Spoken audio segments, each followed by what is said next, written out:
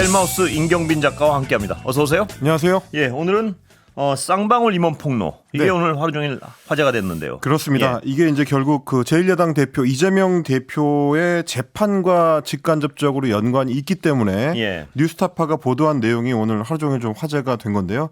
뭐 아시다시피 이제 이화영 전 경기도 평화부지사의 대북송금 재판 1심에서 판사가 인정한 그 핵심 요인은 쌍방울 김성태 회장 그리고 이화영 전 경기도 평화부지사가 공모를 해가지고 북한에 800만 달러 상당의 달러를 불법적으로 건넸다. 예. 이런 건데 그 근거로 그 채택했던 것들이 김성태 쌍방울 회장 그리고 방용철 쌍방울 부회장 안부수 아시아태평양 평화교류협회 회장 이 세 명의 법정 증언이었습니다. 진술이요. 예, 그렇습니다. 이게 이제 핵심인데 판결문 곳곳에서 뭐라고 돼 있냐면 관련자들 진술의 신빙성을 따져서 이화영 전 부지사의 발언에 대해서는 이제 신빙성을 기각을 하고 예. 이 세 명 쌍방울 관련 3인의 진술의 신빙성에 대해서는 결정적인 증거를 채택하는 그런 양상이었습니다. 대부분 이 사람들의 증언이 일관성이 있다. 예. 그래서 이제 일치된 증언이기 때문에 이 세 사람의 증언을 봤을 때 이화영 평화부지사는 이제 그 유죄다 뭐 이런 얘기거든요.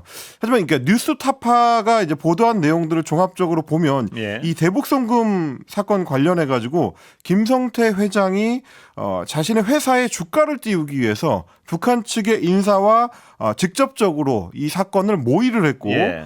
이걸 통해서 이제 수익금이 발생하게 되면 우리도 가지고 북한도 좀 나눠 갖고 예. 이런 식으로 이제 수익금을 나누기로 했다라는 첩보가 국가정보원의 비밀 문건에 이제 적시가 돼 있었습니다. 예. 그리고 이런 어떤 문건들이 상당량이 되는데 뭐 뉴스타파의 보도에 따르면 45건에 달하는 이 문건들이 결국 쌍방울의 의도가 무엇이었는지 예. 김성태 회장 일당이 추구하는 게 뭐였는지를 보여준다. 예. 대북 사업이라는 호재를 이용해서 주가를 조작하려고 했다는 건데 국정원은 그거를 파악을 했는데 왜 그게 재판에서 받아들여지지 않았는지 의문이다. 이제 이런 의혹 제기를 하는 겁니다. 예. 그 쌍방울 임원의 인터뷰라 이거죠. 그러니까 예. 네, 그렇습니다. 예. 그러니까 이 사건을 간략히 요약하면요.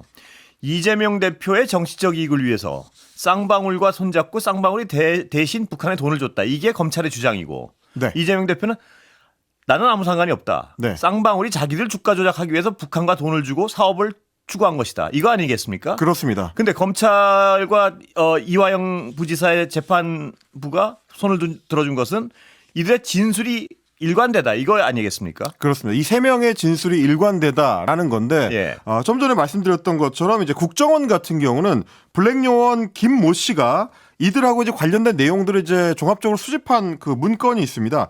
근데 특히 좀 중요한 게 뭐냐면 2019년 2월 1일에 2급 비밀 문건을 하나 생산했는데 이게 뭐냐면 예. 땡땡 96땡땡 종결 계획이라고 되어 있습니다. 예. 뭐 이거는 이제 익명 처리가 되어 있는데 이 땡땡 96땡땡이라는 거는 협조자로 그때 꼽혔었던 안부수 전 아태평화교류협회 예. 회장을 얘기하는 거고요. 종결이라는 거는 뭐냐면 이제 국정원 내부에서는 이 사안과 관련해 가지고 관계를 정리하겠다. 그러니까 안부수는 더 이상 신뢰하는 협조자가 아니기 때문에 이 사람하고 더 이상 접촉할 필요가 없다라는 예. 종결 문건이 되겠는데요. 예. 근데 왜 종결을 하게 됐냐면 예, 그 부분이 중요하겠네요. 이 예. 안부수가 그 주변 인물이라고 할 수 있는 이제 김성태를 비롯해서 이런 인물들하고 주가 조작을 하려고 한다. 네.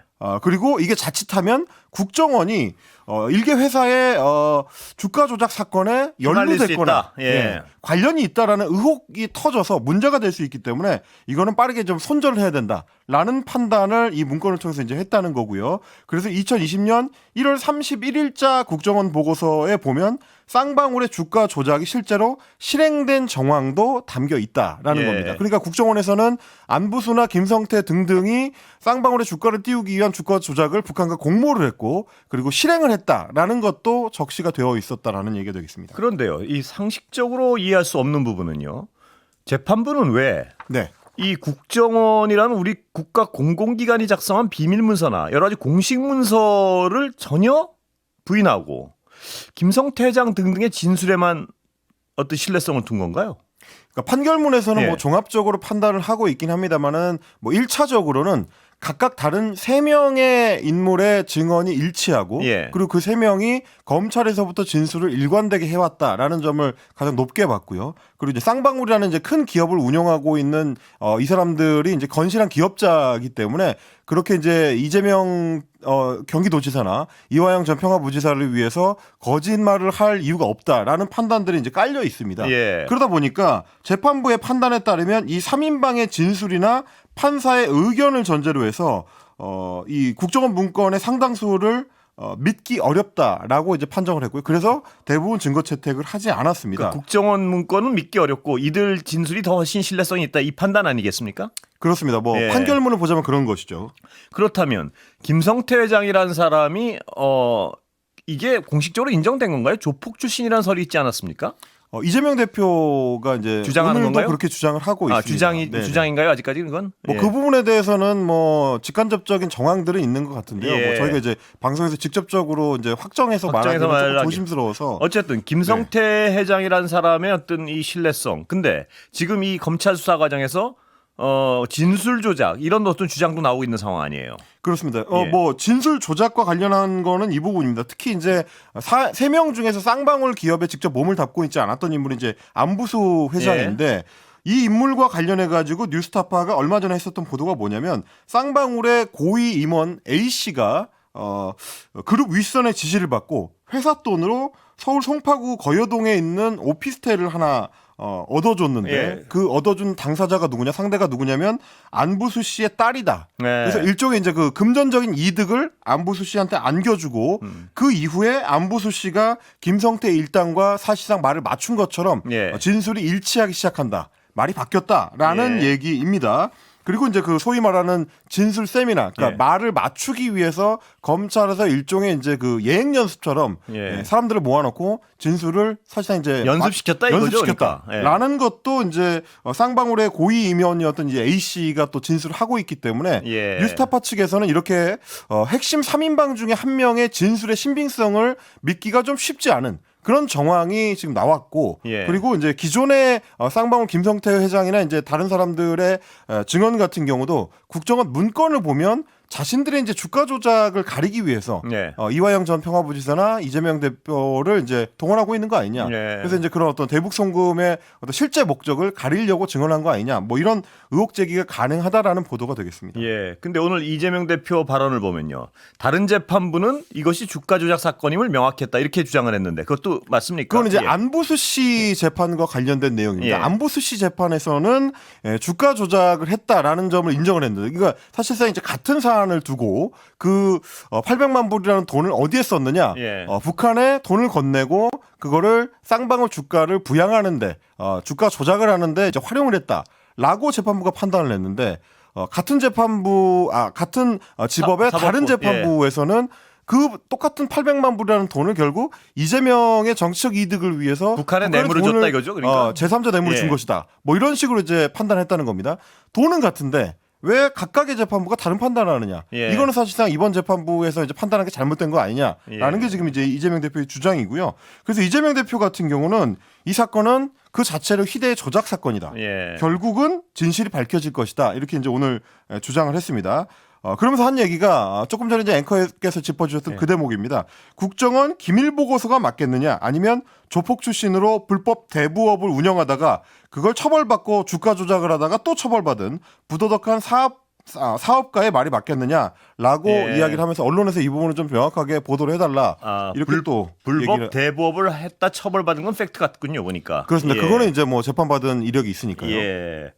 근데 이재명 대표의 주장을 떠나서 언론사 제3자 입장에서 보기에는요. 네. 그건 좀 이해하기 어려운 부분은 있어요. 뭐냐면 국정원이라는 어떤 우리 국가의 정보기관의 보고서는 깡그리 무시하고 네. 신뢰성을 어떨지 모를 그 회장과 그 한 3명의 진술이 일치한다는 이유만으로 국가의 기밀 정보는 완전히 배제했단 말입니다. 그게 과연 상식적인 판단인가 하는 의문은 들 수밖에 없습니다. 예. 게다가 이제 이 사건에서 그 등장하는 주요 인물, 그러니까 국정원 직원 같은 경우는 비공개로 이화영 이화영 공판에 출석을 해가지고 공개 증언을 증언을 한 내용이 있습니다. 예. 거기서도 역시 마찬가지로 쌍방울과 북한의 이호남이라는 인물이 주가 조작을 공모했다는 충분한 개연성이 있다라고 예. 이제 직접 증언을 했었거든요. 역시 이 내용도 재판부가 반영하지 받아들이지 않았군요. 않았고 예. 판결문에도 증언이 실리지 않았습니다. 이제 이런 것들이 결국 이제 이재명 대표나 혹은 이화영 부지사 입장에서는 왜 반영이 안 되느냐라는 예. 의문 제기를 할 수가 있는 대목이고요. 그래서 뉴스타파 같은 경우는 이제 시간 순서로 상황을 정리해 보면 예. 처음에 이제 2023년 1월에 김성태 쌍방울 회장이 이제 해외에서 체포가 돼가지고 예. 그리고 압송이 되는데 그러니까 2023년 2월부터 수원지검 검사실에서 일명 진술 세미나가 시작됐다라는 겁니다. 그리고 나서 쌍방울의 임원이 안부수 회장의 딸과 측근 B 씨를 접촉을 시키고 그 결과 3월 31일에 안부수의 딸이 송파구에 있는 그 오피스텔로 입주를 하게 된다. 예. 그러고 나서 4월에 안부수의 법정 증언 내용이 김성태와 같은 내용으로 이제 바뀐다 일치하는 이거죠? 방식으로 예. 바뀌게 된다라는 건데 결국 이제 이 인과관계를 맞춰보자면 시간 순서대로 맞춰보자면 셋이 뭔가 이제 공모를 하는 어떤 정황이 있는 거 아니냐. 그 중간에는 일종의 이제 금전적 이득이 제공된 거 아니냐라는 의혹 제기가 가능하다라는 얘기고요. 예. 그리고 이 3자의 증언이 일치하기 때문에 이 증언의 신빙성이 생긴다라는 게 재판부의 판단인데 예. 만약에 안부수의 증언이 금전적 이득을 대가로 해서 이루어진 거라면 특히나 진술 세미나까지 있었다면 그렇죠. 그런 게 있었다라고 하면 그런 어떤 이제 재판부의 판단에 근거가 뿌리째 흔들릴 수 있는 그런 이제 문제가 이제 발생을 하는 겁니다. 재판부는 그 세 명의 진술이 일관되고 일치한다. 이걸 가지고 주요 판단 근거로 삼았는데 그렇습니다. 그 근원이 없어지는 거군요. 근데 이제 이 재판 같은 예. 경우는 좀 상당히 특수한 게 뭐냐면 북한이라는 돈을 받은 당사자가 예. 조사를 할 수도 없고 예. 증언을 들을 수도 없고 예. 그런 어떤 상황에서는 결국 이 증언하는 사람들의 증언 신빙성이 재판 판단에 있어서 이제 핵심적인 요소거든요. 예. 그러니까 양자가 있지 않습니까? 이화영 전 평화부지사 같은 경우는 그런 부탁을 한 적도 없고 예. 그런 대가성의 자금이 건네지는 과정에서 내가 개입한 바도 없다라는 거고 김성태 회장을 비롯한 이제 그 쌍방울 3인방 같은 경우는 그건 북한이 돈을 건넨 것 자체는 결국 이제 이화영과 이재명을 위해서 한 것이다. 예. 이런 주장의 충돌이기 때문에 어느 쪽 증언의 신빙성이 더 높으냐가 2심 재판에서도 결국 이제 핵심적인 문제가 될 것 같습니다. 예. 결국은 2심 재판에서도 쟁점은 아까 짚어봤던 국정원이나 국가기관의 어떤 정보를 믿을 것이냐. 그렇습니다. 아니면 이들의 어떤 진술을 믿을 것이냐. 다시 한번 반복될 수밖에 없군요. 그리고 이제 반대로 재판부 입장에서 예. 생각해 봤을 때는 이화영 전 평화부지사 같은 경우도 검찰에서의 진술이 그리고 또 재판에서의 진술이 중간에 바뀌었거든요. 예. 그게 이제 이화영 부지사의 주장에 따르면 검찰의 회유가 있어서 회유와 압박 때문에 바꿀 그렇습니다. 수밖에 그렇게 없었다. 이제 예. 증언을 했다가 그걸 물리치고 증언을 바꿨다라는 예. 건데 재판부가 봤을 때는 재판 중간에 증언을 바꾸는 사람이기 때문에 증언의 신빙성이 떨어진다. 또 이렇게 이제 판단을 했다라는 얘기가 되겠습니다. 예. 자, 중요한 어떤 사실들이 좀 만약 뉴스타파 보도가 맞다면요. 네. 한번 지켜봐야 될 것 같습니다. 그 부분은. 네. 예. 자, 여론조사 새롭게 나왔죠? 오늘 한국갤럽이 예. 정기 여론조사 결과를 발표를 했는데요. 6월 11일부터 13일까지 전국 만 18세 이상 유권자 1000명을 대상으로 했습니다. 자세한 내용은 중앙선거 여론조사 심의위원회 홈페이지를 참조하시면 되고요. 윤석열 대통령의 직무수행 평가 관련해서 잘하고 있는지 못하고 있는지를 물었는데 26%가 이제 긍정평가, 예. 그리고 66%가 부정평가를 했습니다. 2주 전하고 비교를 하면은 상당히 좀 큰 폭으로 상승을 한 건데요. 2주 전에는 취임 후 최저치였던 21% 긍정평가였는데 5%가 오른 수치가 되겠습니다. 물론 뭐 종합적으로 보자면 4월 총선 이후에 2달 동안 20%대 초중반의 이제 답보 상태이기 때문에 네. 지지율 자체가 뭐 크게 요동을 친다 이렇게 평가하기는 어렵습니다만 예. 2주 만에 어느 정도는 반등에 성공을 했다. 이제 방향 전환에는 성공을 했다. 뭐 이 정도 평가는 가능할 것 같습니다. 예. 2% 아래로 떨어지느냐 이게 굉장히 위기감이 있었을 거 아닙니까? 그렇습니다. 일단 그 상황에선 약간 벗어났다. 다시. 예. 네, 오늘 뭐 이제 여론조사 전문가들의 대체적인 의견은 지지난주 2주 전의 결과가 워낙 좀 바닥이었기 때문에 예. 보수층 입장에서는 위기감을 느꼈을 것이다. 네, 위기감에 따른 결집표 효과가 발생할 수 있는 타이밍이었다라는 예. 거고요. 실제로도 이제 표집군, 그러니까 누가 여론조사에 응답했는지를 따져보면 대체로 보수 성향의 유권자 집단이 조금 많이 응답을 하긴 했습니다. 예. 네, 그 결과로 다소 이제 반등한 걸로 볼 수 있을 것 같고요. 약간 과표집됐을 가능성이 있다. 뭐 이런 얘기인가요? 뭐 그렇습니다. 그걸 예. 이제 과표집이라고 표현을 할지 예. 혹은 보수 지지층이 응답을 많이 했다고 표현할지 할지 응집했다고 표현을 할지 그렇습니다. 예. 조금씩 다릅니다만 그렇게 볼 수 있을 것 상황은 같고 비슷한데 하여튼 어느 쪽을 보느냐에 따라 약간 다르겠군요. 그렇습니다. 예. 그 2주 사이에 그러면 이제 어떤 일이 변수로 작용할 수 예. 있었느냐를 이제 따져봐야 될 것 같은데 일단은 이제 북한이 그 동안에 이게 대남 풍선 공작을 벌이는 예. 옥수수는 이제 그 오물 풍선을 보내는 일이 있었고요. 그리고 또 하나는 이제 의대 정원이 확정이 돼서 예. 뭐 역시 이제 마찬가지로 이 이슈도 여전히 진행 중인 상태고 그리고 이제 동해에서 석유가 난다라는 예. 대통령의 이제 발표가 있었습니다. 예. 일단 이슈 하나하나별로 어떤 영향을 미쳤는지를 오늘 또 조사에 포함이 돼 있었기 예. 때문에 따져볼 수가 있는데 따져봐야겠네요. 예. 동해 석유 관련해 가지고는 정부 발표를 신뢰하느냐라고 네. 물었는데 신뢰한다는 응답이 대통령 지지율하고 거의 비슷한 28%에 그쳤습니다. 예, 대통령이 직접 나서서 발표를 했는데 신뢰한다는 응답이 20몇 퍼센트. 28%. 아, 이거 신뢰하지 않는다는 응답이 60%. 심각한 상황이군요. 그렇습니다. 예. 사실상 대통령의 국정평가 수행 지지율하고 거의 이제 비슷한 결과가 나왔는데 그런데 좀 특이할 만한 점이 정부 발표를 신뢰한다는 응답이 이제 대통령 긍정평가자 중에서는 63%. 예. 상당히 높죠. 예. 국민의힘 지지층에서는 58%. 역시 상당히 높게 나왔습니다. 예. 그런데 뭐하고 저는 이제 비교를 해봐야 된다고 생각하냐면 의대 증원 문제에 대해서는 예. 잘된 일이다라는 평가가 대체적으로 높게 국민 전체에서 66%로 나왔거든요. 예. 잘 못된 일이다가 25%였으니까 예. 여론 지지율이 상당히 높은 편입니다. 예. 그런데 이 이슈에 있어서 국민의힘 지지층에서는 84%가 의대 증원은 긍정적이다라고 네. 평가를 했습니다. 그러면 이제 약간 비교를 해보자면 동해 석유 이슈 관련해 가지고는 국민의힘 지지층에서도 58%에 그쳤다라고 평가가 가능한 그렇습니다. 대통령을 지지하는 사람들조차 믿지 못하는 사람들이 꽤 있다. 그 그렇습니다. 얘기가 되는 거 아니겠습니까? 그러니까 이 이슈에 대해서는 사실상 이제 예. 여론의 힘을 받지 못하고 있다라고 볼 수 있는 거고요. 예. 대통령 긍정평가자 중에서도 별로 믿지 않는다. 라는 얘기가 이제 가능한 그런 상황이 되겠습니다. 아, 그런 상태라면 정말 어떤 이 석유 문제에 있어서는 신뢰도가 바닥이라고 볼 수밖에 없는 거네요. 그렇습니다. 이거는 믿는 사람들, 그러니까 대통령을 지지하는 사람들 사이의 통계가 60% 정도라는 거니까요. 상대적으로 상당히 좀 떨어지는 편이다라고 예. 이제 봐야 될 것 같고요. 북한 오물풍선 관련해 가지고는 이게 이제 위협적이다라고 느끼는 유권자 집단이 이제 60%, 예. 위협적이지 않다고 느끼는 유권자가 이제 36%가 나타났는데 다른 대북 이슈들에 비해서는 좀 낮은 편입니다. 탄도미사일 발사 실험 같은 경우는 이제 71%가 한반도 평화에 위협적이다라고 2022년 10월에 응답을 했는데 그거하고 비교해 봤을 때는 조금 이제 떨어지는 편이고 아무래도 이제 미사일하고 풍선하고의 그렇죠. 이제 차이가 있을 비교는 수밖에 뭐 없겠죠. 차이가 예. 있을 수밖에 없을 것 같습니다. 예. 그리고요. 다른 부분은 또 뭐 짚어볼 부분이 있습니까? 그리고 이제 장래 대통령감을 예. 이제 묻는 그러니까 대권 주자에 대해서 이제 누가 좀 그 선호되는 주자냐라고 예. 이제 평가를 했을 때 이재명 민주당 대표가 22%로 예. 여전히 좀 1위였고요. 한동훈 전 국민의힘 비대위원장이 15%로 2위, 조국혁신당의 조국 대표가 5%뭐 이런 순서였습니다. 전 이 부분이 좀 눈길이 가는데요.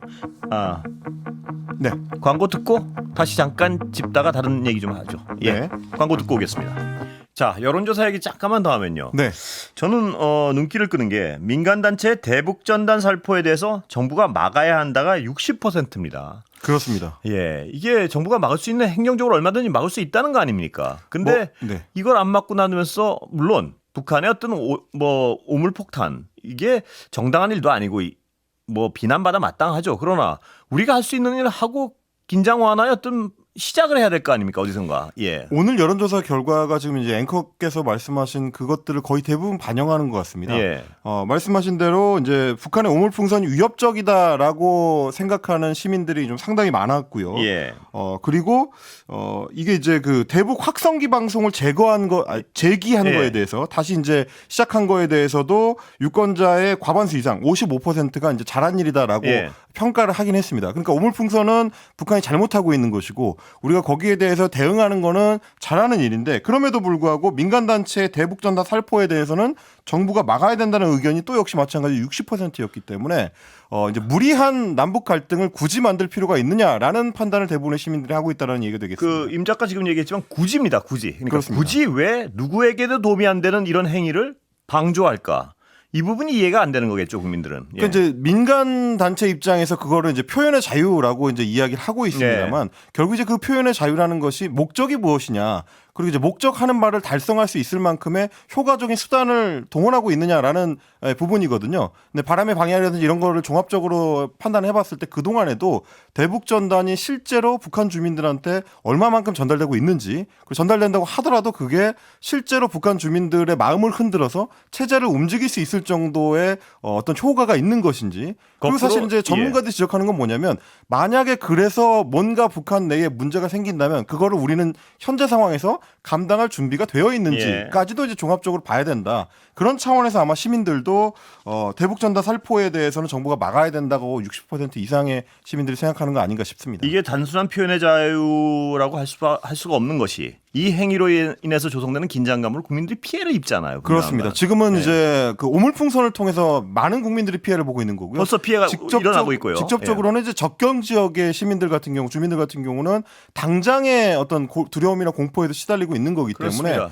북한에 어떤 보복이 있을지 모르는 거라서요. 그런 부분들도 종합 고려를 해야 될 것 같습니다. 상식적으로 북한은 오물풍선의 이유를 이 대북 전단으로 대고 있지 않습니까? 그러면 누구에게도 도움이 되지 않는 이런 행위를 금지시키고 북한에 대해서도 너 이거 하지 마 이제 이렇게 가야지 정상적인 어떤 남북 관계 아니겠습니까? 그리고 또 이제 그 대북 관계를 오랫동안 다뤄왔던 전문가들이 공통적으로 하는 얘기는 이미 이제 김정은 체제 같은 경우는 10년 이상 지속됐기 때문에 대북 전단 정도로 흔들릴 수 있는 상황이 아님에도 불구하고 김정은 정권 입장에서 봤을 때는 남한 같은 민주정부에는 오물풍선 정도만 내려보내도 지지율에 타격을 입힐 수 있는 상당히 효과적인 수단이라는 거죠. 이게 이제 서로 대응하는 어떤 반응을 보였을 때 우리 쪽이 오히려 불리한 이슈다. 뭐 이런 얘기들도 하고 있습니다. 자, 국민권익위원회 얘기 잠깐 하면 될 것 같습니다. 그렇습니다. 국민권익위원회가 처음에 신고를 했었던 그 디올백 그 수수 의혹 사건 관련해 가지고 신고했었던 참여연대 측에 최종 통지서를 보냈는데요. 통지서의 내용을 보니까 대통령이라든지 김건희 여사라든지 이런 단어가 아예 들어있지 않은 내용이었습니다. 저희가 이제 유튜브를 통해서는 보실 수 있도록 사진을 좀 준비를 해봤는데 뭐라고 적혀 있냐면 구체적 공직자와 그 배우자 등의 청탁금지법 위반 의혹 신고 사항은 부정청탁 및 금품 등 수수의 금지에 관한 법률 시행령 제14조 1항에 따라서 종결했음을 알린다라고 짧게 딱 세 줄로 적혀 있습니다. 여기서는 이 문서만 봐가지고는 어떤 사건에 대한 것인지 누구에 대한 건인지 이유가 무엇인지 종결의 근거가 무엇인지를 전혀 알 수 없다. 제가 딱 직자적으로 받는 느낌은 하나 있네요. 빨리 종결하고 싶다. 그래서 참여연대에서는 사유가 뭔지 구체적인 어떤 회의 내용이라든지 회의 자료, 회의록 등등을 공개하라라고 정보공개 청구를 이제 신청해 놓은 상황입니다. 다른 내용 상관없이 빨리빨리 종결하고 싶다는 그 마음만은 절절히 느껴지는 어떤 통지문 같습니다. 대통령과 김건희 여사 자체를 문서에도 언급하면 안 되는 어떤 지침 같은 게 있는 모양입니다. 여기까지 하겠습니다. 임경빈 작가였습니다. 수고하셨습니다. 고맙습니다.